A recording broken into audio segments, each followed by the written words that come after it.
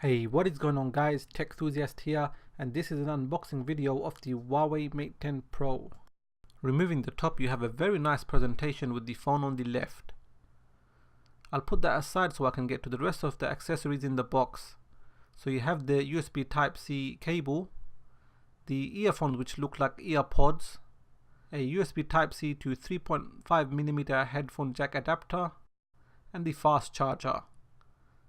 Then you have the TPU case and the SIM ejector tool. I'm just going to boot up the phone and skip the setup process as it's exactly the same as the Honor View 10. Now picking it up, my first impression, it feels great in the hand. I'll just focus in here so you can have a look at the stock icons. Now the back, you can see the dual camera setup with Leica optical technology and the rear mounted fingerprint reader.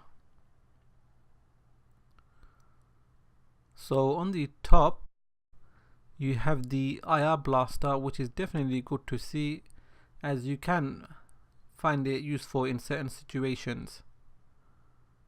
So on the left you have the SIM tray tool. On the right are the power buttons and the volume rocker. And on the bottom there is no headphone jack.